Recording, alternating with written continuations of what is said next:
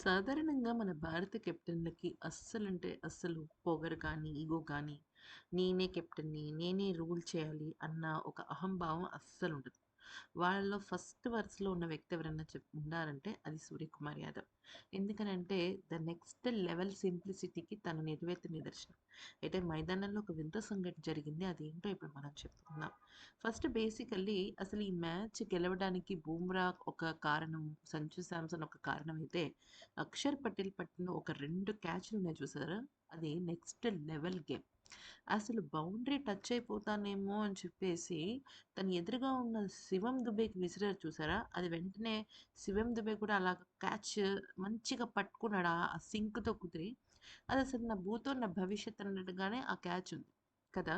అయితే ఈ నేపథ్యంలో ప్రతి ఒక్కరు కూడా అంటే భారత్ ఆడే విషయంలో ఫీల్డింగ్ సరిగ్గా లేదు అంటూ దాదాపుగా లీగ్ మ్యాచెస్‌లో ఈ టోర్నమెంట్‌లోనే లీగ్ మ్యాచెస్‌లో కానీ, సూపర్ 8 విషయంలో కానీ చాలా విమర్శలొచ్చాయి.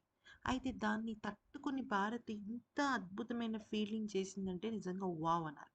అయితే సూర్య ఇప్పుడే కాదు ఎవరైనా సరే ఎంత బాగా ఆడినా సరే తన జట్టుకి సంబంధించిన వాళ్ళకి తనొక టేక్ ఏ బౌ ఇస్తాడు. అసలు తనొక కెప్టెన్, తనొక సీనియర్ ఆటగాడు ఇవన్నీ పక్కన పెట్టేస్తాడు. అయితే ఇక అక్షర్ పటేల్‌కి తన కాళ్ళకి కూడా నమస్కారం చేసినట్టు ఒక వీడియో సూపర్ వైరల్ అయిపోయింది.